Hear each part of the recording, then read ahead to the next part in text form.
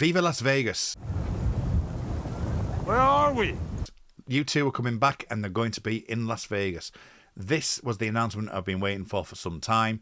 Bono has mentioned this a couple of times in interviews, and there are a multitude of intricacies with this announcement.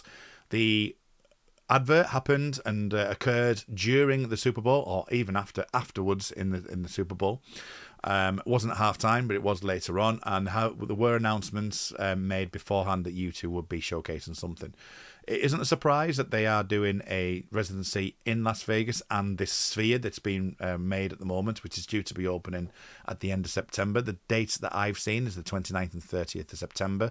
No dates have been announced for the U2 shows just yet, but I can imagine them being the opening act for that.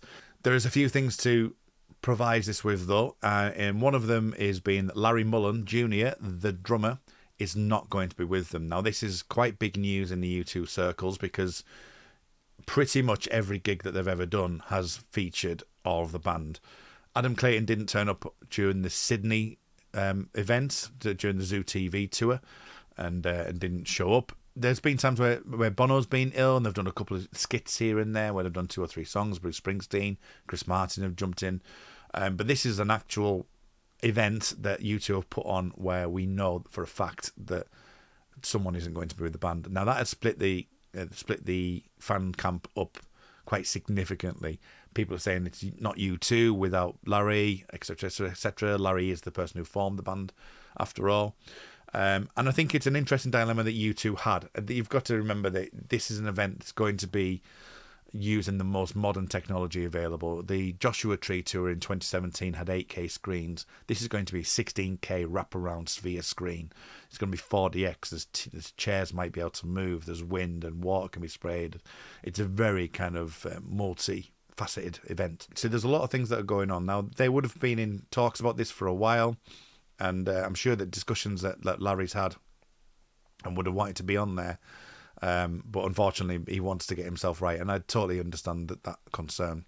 So the debate is whether or not do you have technology advancement and be the first ones to use this, or do you let it slide? And I think that is the dilemma that U2 had, and your opinion will vary. I think this opens up a barrier because it's a long way to go to Las Vegas. There's already a risk for me personally if I was to go to Las Vegas to go and see U2. That the show could get cancelled or whatever. It's it's thousands of miles away from the UK. I wish like these lot could get beamed up and taken there and then taken into the sphere. That would be amazing. But that's not something that we can do. So potentially I could make a holiday out of it and do a 5 or 6 day holiday and have it as part of that show. So even if the worst was to happen, I'd still not miss out on having a good week. Which I think is the way that I would probably go if I do decide to go. The next question would be, now that Larry has said that he's not going to be available during 2023, that's not to say he's not going to be available in 2024. Now, as much as I love technology, the question mark is, am I willing to go to Las Vegas to do that?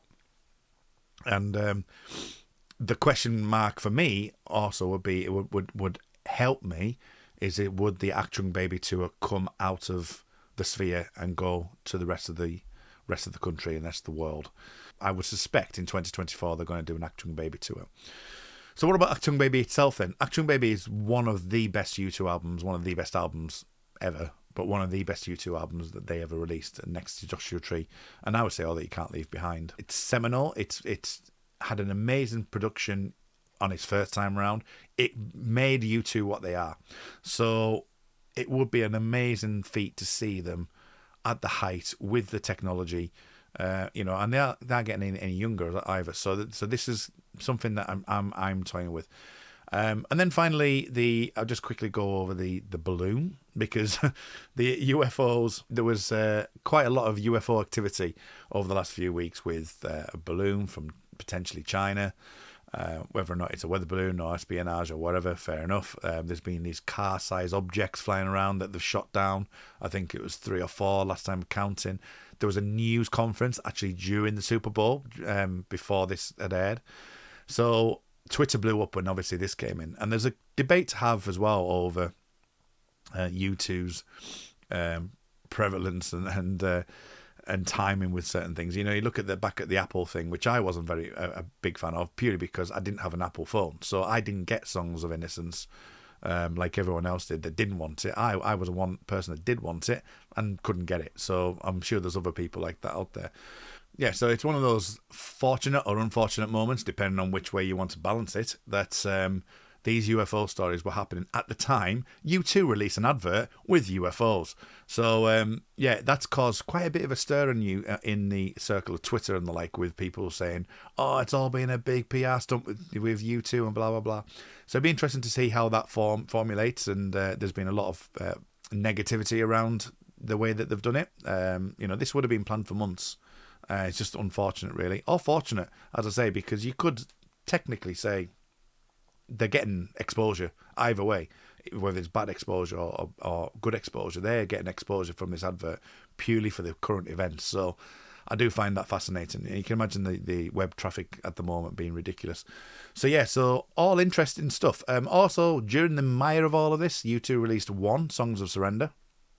I will look at that on a different video. Yes, that's all to come. But thank you for watching, and I shall see you next time. Achtung, Baby.